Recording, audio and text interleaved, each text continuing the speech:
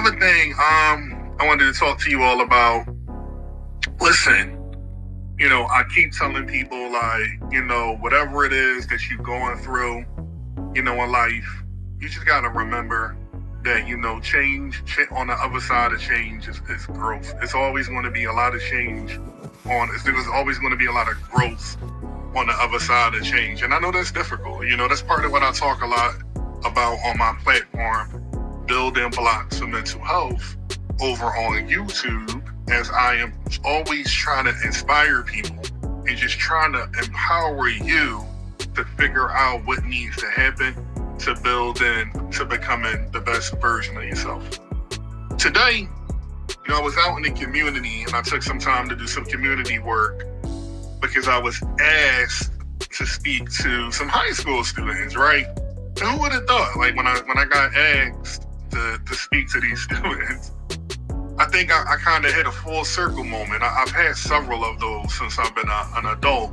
But this was kind of, another full circle moment for me because I can remember back to being one of those kids, one of those kids that was basically like a throwaway kid to a degree, one of those kids that was written off, one of those kids that was considered to be one of the bad kids. So now we have this full circle moment, where the kid who was considered to be the bad kid gets to come and, go into the community, and talk about the journey and talk about, what are the things that they need to be mindful of, to see things clearly and get to a point of progress in their life. And I was just so honored, to be at Vaux, high school on 23rd and Master. I was so honored to be able to have that opportunity. And let me tell you, I was impressed. A lot of times adults, I'm not going to say a lot of times, I like to choose my words carefully. Sometimes as adults, when we come into these situations, it can be really confusing. It can be a lot of, how it can be. It can be a rowdy environment. But I was really impressed. With the composure of these young boys who sat up straight, who participated, who answered questions. That's who our kids really are. And I think that's part of what allowed them to be, what they truly are, had a lot to do with how we conducted ourselves as adults. Because one of the things that we often forget as adults is that, children, it's important to have conversations, right? It's definitely important to try to sow wisdom in through verbal conversations, but we gotta be mindful of how our children learn. And a lot of what our children learn takes place according to what they see us do. So what do you model, right? How are we setting good examples, right? So it's not enough for me to tell my child that they need to be more resilient. It's not enough for me to talk to children about, making better decisions.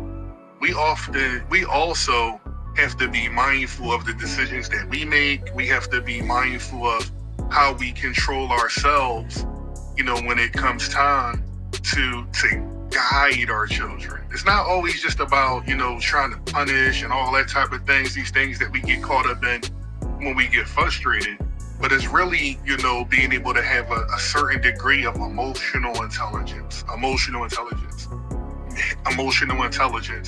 is understanding your own emotions and also understanding how those emotions integrate with impacting someone else, right? So we have to recognize our own emotions and how our own emotions intersect with other people. That's emotional intelligence, right?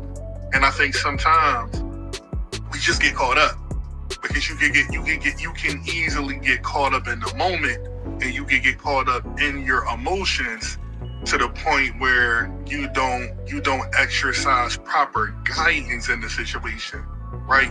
So when we're so caught up in what's going on emotionally, it makes it extremely difficult to be intentional, right? It makes it extremely difficult to be clear about whatever it is, the thing that you're trying to teach when it comes to guiding your kids. So that's something for us to be mindful of, right? With having a greater degree of self-awareness and a greater degree of emotional intelligence, self-awareness, I gotta be able to lock in. I gotta be able to take a step back, and I have to be able to reflect upon, all right, what is even going on in a moment? You can't get to emotional intelligence. You can't even understand if you're not even going to take a step back to even practice self-awareness and try to just say, hey, where am I at? Am I frustrated? Am I sad? Are my feelings hurt? What is going on in this moment? And then the emotional intelligence piece comes getting to a point of understanding where you're at and the impact that may be having on the situation. So, listen, I don't want this to be a whole TED talk here, right? But I just wanted to take the time to just share some things that I'm doing in the community, provide some encouragement and provide some guidance, because you got to live according to who you are. And one of the things that I pride myself on doing is just, being authentic, being me. So you got, one of the things that I want to really focus on is inspiring you all, continuing to inspire you all. I'm not here forever. I'm here for the time that I'm here for. And hopefully and prayerfully, I'll be here for a very long time. But one of the things that I promised God that I would do is that, if, I asked God, I remember saying this when I was a kid, I asked God that if you just show me the way, I asked God that if you just show me the way, and if you just make me wise, and you just make me stronger, right? I promised that I would do everything in my power to help people, and that's the goal. The goal is to use up all of the talent. The goal is to use up all of the wisdom, right? The goal is to use up all of the energy that God has imbued upon me, to help the people, to uplift the kingdom, so that one day, when I finally get called home, and I get to meet God, I get to meet the God that I believe in. I don't know what you believe in, but I believe in God. I believe in Jehovah. I believe in Christ. I believe in a higher power. When I get to meet God, I want to hear those words. I don't want to hear, who you, who that, why you here, right? Nope. I want to hear those words that a lot of us have been taught to believe. This old school, y'all, for some of my younger viewers. But I want to hear those words. Well done, my good and faithful servant. That's what I want to hear. It's the first thing I want to hear. When it's my tune, when it's my opportunity to go and meet God, then I want to go be like, so where my folks at? I want to see my mom. I want to see my dad. I want to see my grandma, my aunties, and my cousins, and and even friends. All my folks that have passed on, right? So that's the goal. It's part of the reason why I go so hard. Because it's not just about me. It's about all that God has done for me. That's placed me in this position to be able to help people. So if anyone's needing support, don't feel like you have to go through it alone, and get you a good therapist. I know some of you probably, I went to therapy, it ain't helped me. Okay, maybe it ain't helped you that time. I'm pretty sure you're behind and went to McDonald's. I'm pretty sure you're behind and went to a restaurant, right? I'm pretty sure you're behind and went to ShopRite, and you didn't have a good time then, did you? You didn't get everything you need. You didn't have the best experience, but guess what? You went back. So you ain't always got to have the best experience. Hell, you ain't always got to have a good experience in order to get what you need. And what I mean by that is, all right, maybe it was just that ShopRite. Maybe it was just that cashier that you interacted with. But that don't mean that there's something inherently wrong with going to the grocery store. See, that's what we'll do. We'll have one bad experience. Excuse me. We'll have one or two bad experiences with a situation, and then we'll start overgeneralizing. We're saying, I'm not never going to do that because you had one of those two bad experiences. And if you look at things that way, if you're overgeneralizing, where you're assuming that it's always going to be just this negative pattern of never-ending events, then you block your ability to get your blessing. You block your ability to get what you need in order to progress in life. Because, hey, listen, there's things that's going to happen to you in life, and we have to be willing to navigate that. We have to be willing to overcome adversity to still get what we need, right? You're not going to allow a nasty cashier or somebody in a bad mood stop you from getting what you need from the grocery store. Nope. If need be, I'll just go to a different grocery store. So seeking support from mental health professionals, whether it be, therapists, right? That's also important. Not every therapist, is probably going to be a good fit with you. I'm probably not everybody's therapist. Like, I'm probably not the therapist for some people, and that's okay. But for a lot of other people, I'm going to be a great fit. For a lot of other people, I'm going to be able to be extremely effective. And that's what it's really about. It's really about you getting what you need and getting to a proper support for someone that's going to be able to understand you. And for somebody that's going to be able to be effective with helping you learn the things that you need to learn about yourself, helping you develop some skills to be able to manage your emotions more securely, more effectively, in order to be the best you that you are able to be and have the life that you can have. Therapy is not about, coming in and just crying every week. I mean, sure, there will be some days where you may come to therapy and you may be emotional, but it's not always that either. Therapy is also a lot about just helping you clearly define your goals, right? Because goals, without action are just ideas. I'm gonna tell you this right now. Goals without action are just ideas. Great ideas, but is it really a goal? It becomes a goal when you're able to specify exactly what you want to do, and then when you have measurable action steps behind it that helps you clearly define the things that you're going to be doing to be able to complete the goal. Hey, I want to be a millionaire. Great idea.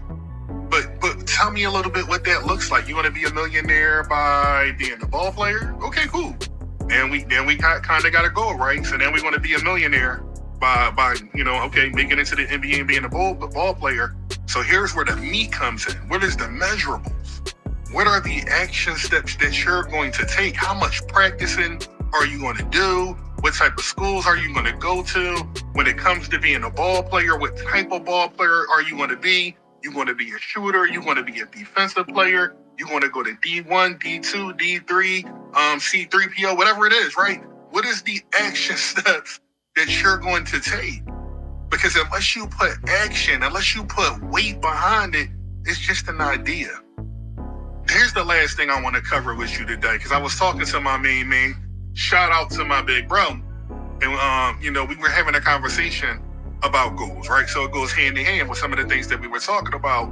And one of the things I think a lot of people don't think about when it comes to your goal is stop always looking for motivation. Stop, I need to find motivation. I need to find motivation. You don't need to find motivation. You need to find motivation. I need to find passion. I'm not passionate enough. You don't need to find passion. Y'all probably sitting up there looking at me like, Jermain, you sound crazy right now. Nope, I'm not crazy. I'm not crazy. I'm intentional.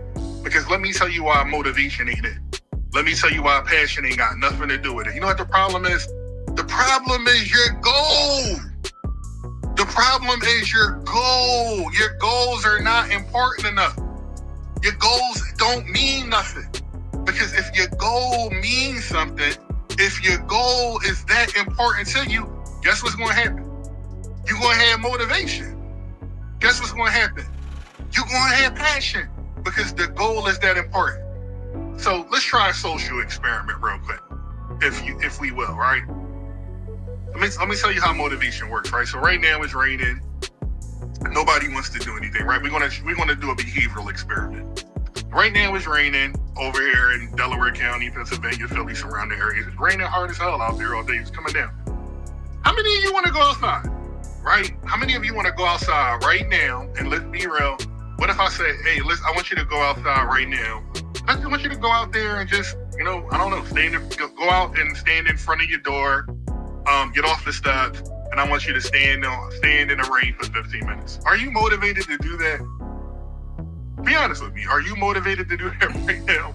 I know for sure as hell I'm not motivated to do it. Do you feel passionate about going? I don't care if you ain't got nothing but a t-shirt on and pajamas, right? Dressed as you are, I want you to go. Are you passionate to go outside right now and stand out there in that rain for 15 minutes? Chances are you probably not. Now let me give you a goal, right? This is how motivation and passion works when it comes to completing your goals. I'm gonna give you a goal. So now listen, this is just an example. Don't you come hitting up my inbox or calling my phone talking about where my reward at, because I ain't got nothing coming from you. This is just a teaching example. All right, so what we're going to do is I want you to go stand outside for 15 minutes as you are. And at the end of that 15-minute period, I'm going to give you $15,000. Who's motivated now? Who has passion now? How committed would you be? You can trust my word. At the end of this 15 minutes, you're going to get $15,000 Zelle, Venmo, PayPal. I don't know if you want to come pick it up cash. See how that motivation changed? Because that $15,000 meant something to you. The goal became important. The goal had a purpose behind it. When you heard $15,000, you probably started thinking about all the cool and interesting things that you could do with $15,000. Oh man, I could go on vacation. Oh man, I could pay down some debt, right? Oh man, I could use this money to spend some time with my kids. I could get some work done on my house. I could buy a car. The wheels start spinning. Once you knew that 15 minutes, all you needed to do was take 15 minutes, and that would get you access to $15,000. Now, what you had to do also wasn't easy. That's the adversity part that we have to be mindful of. Because when it comes to motivation, you're not going to always feel like doing the things that you need to do that's best for you. You need to get over that. You need to be able to work through that, because like I mentioned to you earlier, on the other side of change is growth. But you can't get to a period of growth unless you're willing to navigate the adversity, unless you're willing to go through, unless you're willing to go through and grow through, go and grow through whatever it is that you have to do to get to that point of progress in life. So stop always looking for motivation. Stop always looking for passion. Learn, take a step back, reflect on your goals and ask yourself what makes these goals so important. And if you find that, you are consistently lacking motivation, and if you find that you are consistently lacking passion, then don't be afraid to change your goals, because your goals should be those things that get you up in the morning and lead you into a greater path of progress and happiness. So, this is your boy, this is your man, Jermain Wright, VLPC, checking in on this weary and rainy Wednesday.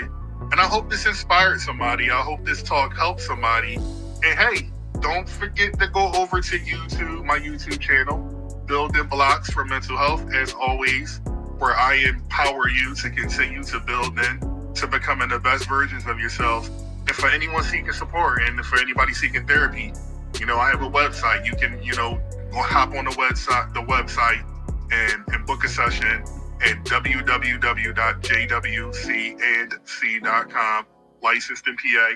And yes, I do accept insurance, pretty much all major insurance providers. And I'll also accept state insurance, Medicaid. So, you take care of yourselves out there. Be well, and I'll see you soon.